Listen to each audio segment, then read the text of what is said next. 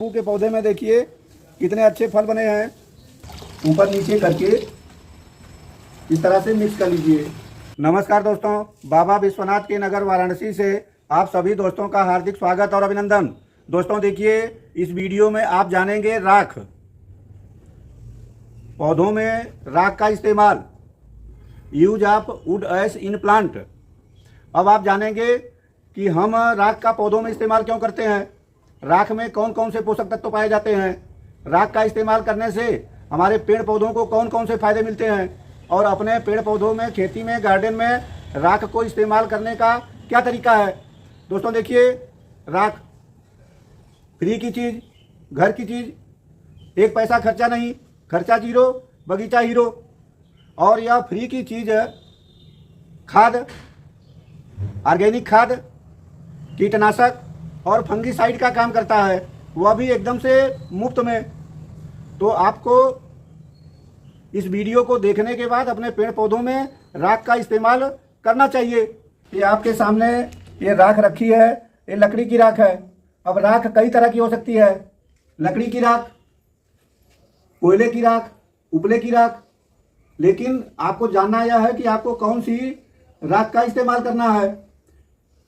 आप कोयले की राख को इस्तेमाल नहीं करेंगे, क्योंकि कोयले की राख में तरह तरह के विषाक्त पदार्थ पाए जाते हैं जो हमारे पौधे के लिए नुकसानदेह होते हैं।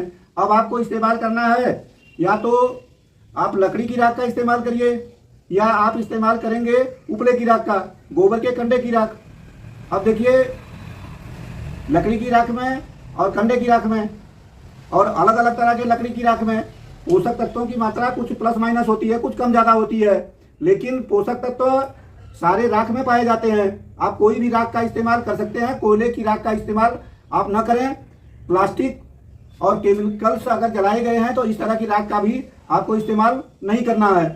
इस वीडियो में आप जानेंगे कि राख के आपके पेड़ पौधों में क्या फायदे हैं, राख का पेड़ पौधों में हम कैसे इस्तेमाल करते हैं, दिन के बाद इस्तेमाल करते हैं, राख की कितनी मात्रा को इस्तेमाल करना है। इन सारी बातों को आप इस वीडियो में जानेंगे। दोस्तों देखिए, प्राचीन काल में कीटनाशक के रूप में खेती में इस राख का प्रयोग होता था। और दूसरा प्रयोग, पहले जब साबुन उपलब्ध नहीं था उस समय बर्तन साफ करने में लोग इसी राख का इस्तेमाल करते थे। और इससे आगे बढ़ के सोचिए, ब्रश करने में, मंजन करने में, उस समय ब्रश और मंजन उपलब्ध नहीं था, तो इस लकड़ी की राख से या उपले की राख से लोग अपना दांत साफ करते थे। तो यह प्राचीन काल से ही राख का इस्तेमाल हमारे खेती में, गार्डन में, पेड़ पौधों में होता आ रहा है। हम जानेंगे कि इसमें कौन कौन से पोषक तत्व पाए जाते हैं, इस्तेमाल करें। अगर इसमें कुछ चीजें मिलेंगी जो हमारे पौधों के लिए फायदेमंद होगी, तभी हम आप इस राख का इस्तेमाल करेंगे।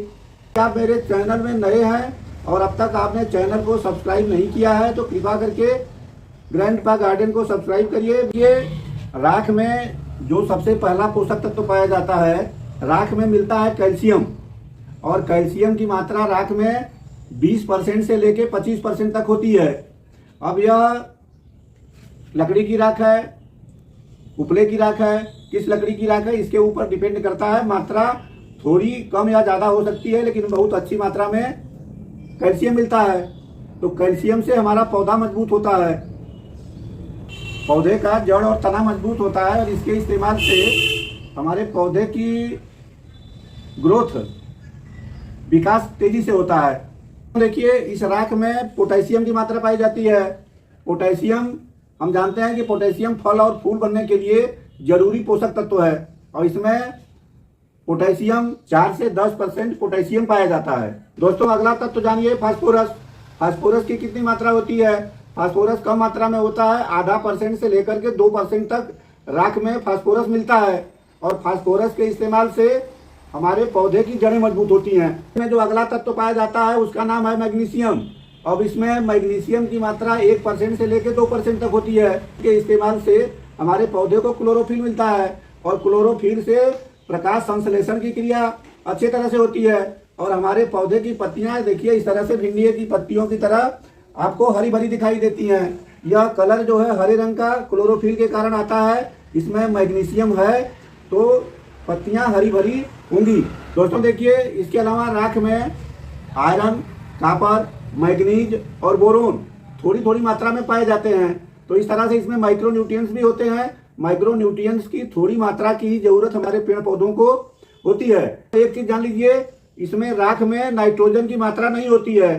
तो अगर आपको फर्टिलाइजर के रूप में इस्तेमाल करना है तो गोबर की खाद, सरसों खली, नीम खली किसी खाद के साथ में मिला के इस्तेमाल करना है। तो जानिए, देखिए यह राख काम क्या करता है।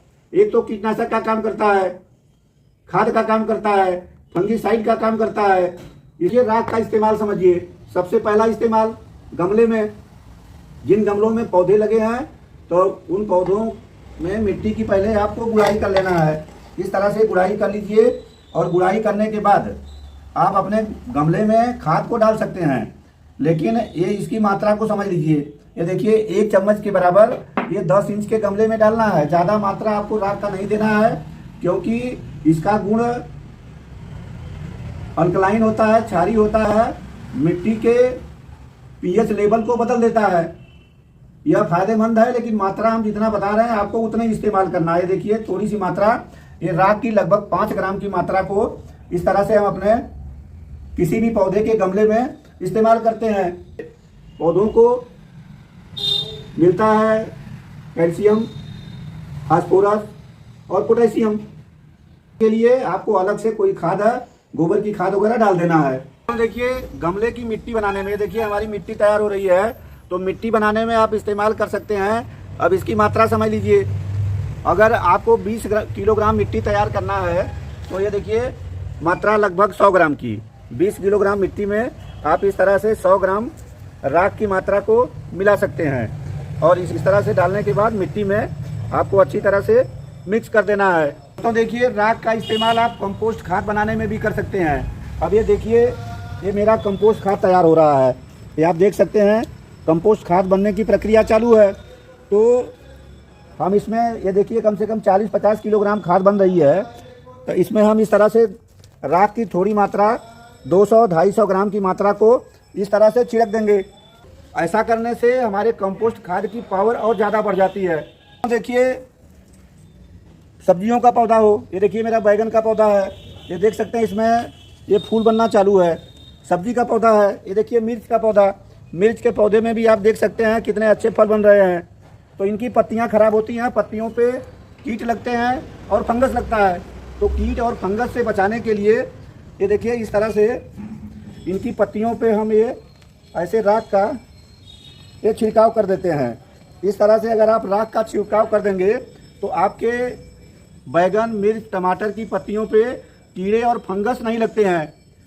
तो आपको एक चीज़ बता दें, ये हमने देखिए राख का छिड़काव कर दिया तो 2-3 दिन के बाद इसको पानी से धुल करके साफ़ कर दीजिए।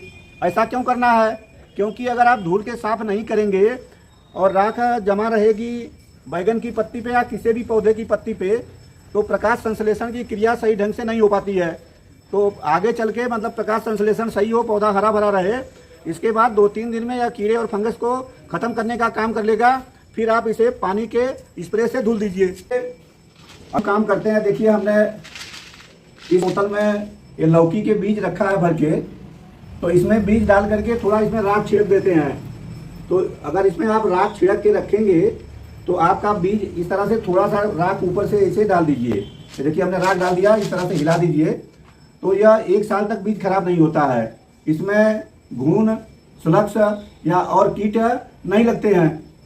अगला और सबसे अच्छा इस्तेमाल जानिए, ये देखिए हम इस राख को इस्तेमाल करते हैं लिक्विड फर्टिलाइजर के रूप में। अब ये देखिए हमने यहाँ पे दिया है 2 लीटर पानी। अब 2 लीटर पानी में कितनी राख का इस्तेमाल करना है दोस्तों? देखिए 2 लीटर पानी के लिए आप ये राख की मात्रा देख लीजिए, ये करीब 20 ग्राम राख है। 2 लीटर पानी के लिए 20 ग्राम, 1 लीटर पानी है तो 10 ग्राम। अब इस तरह से पहले देखिए थोड़ा पानी में राख को घोलना है। ज़्यादा पानी में डालेंगे जल्दी राख नहीं घुलेगी। तो इस तरह से छोटा पानी में डाल करके कम पानी में और इस राख को ऐसे अच्छी तरह से घोल लेना है। ये इस तरह से हम 2 लीटर पानी में इसे मिला देते हैं। वे देखिए ऐसे ऊपर नीचे करके इस तरह से मिक्स कर लीजिए। आपको 1 लीटर पानी में 10 ग्राम से ऊपर किसी भी हालत में आपको राख का इस्तेमाल नहीं करना है। आपके मिट्टी का पीएच बदल जाता है, मिट्टी अम्लीय से क्षारीय हो जाती है और आपके उत्पादन पे प्रतिकूल असर पड़ सकता है। इसलिए मात्रा को जितना बता रहे हैं उतना ही आप इस्तेमाल करेंगे। नींबू के पौधे में देखिए कितने अच्छे फल बने हैं, तो हम नींबू में भी इस राख का इस्तेमाल करते हैं। अब ये देखिए मेरा एक ग्रो बैग्स में बाल्टी में लगा नींबू का पौधा है। देखिए यहाँ पे ये फल भी बना हुआ है। तो हम ये 250 ml की मात्रा यहाँ पे अपने इस ग्रो बैग में इस तरह से, ये गमले में लगा हुआ मेरा अमरूद का पौधा है। आप फल देख सकते हैं, यहाँ भी फल देखिए, यह 12 मासी पौधा है, पूरे साल अमरूद के फल देता रहता है। यहाँ भी देखिए, आप जहाँ देखेंगे वहीं पे फल लगे हैं। ये देखिए साथ में फूल भी बन रहे हैं। तो हम ये थोड़ी मात्रा यहाँ पे इस तरह से डाल दिए। देखिए आप अपने गार्डन में भी इस्तेमाल कर सकते हैं और खेती में भी इस्तेमाल कर सकते हैं। राख को खेती में इस्तेमाल करना है तो आपको हाथ से पूरा राख को पूरे खेत में बिखेर देना है। इस वीडियो में हमने आपको बताया कि राख का इस्तेमाल करिए खाद के रूप में, कीटनाशक के रूप में, फंगिसाइड के रूप में, और वह भी एकदम से फ्री। हीरो बगीचा हीरो। तो दोस्तों हम समझते हैं कि यह वीडियो आप सभी के लिए बहुत फायदेमंद होगा। राख का इस्तेमाल करिए, अपने पेड़ पौधों को हरा भरा रखिए, अपने पेड़ पौधों को फलता फूलता देखिए। आपसे निवेदन, यदि आप मेरे चैनल में नए हैं और अब तक आपने चैनल को सब्सक्राइब नहीं किया है तो कृपा करके ग्रैंडपा गार्डन को सब्सक्राइब करिए, वीडियो को लाइक करिए, हाइप करिए, अन्यों को शेयर करिए। आगे फिर मिलते हैं किसी दूसरे वीडियो में। तब तक के लिए आप सभी को नमस्कार, जय हिंद।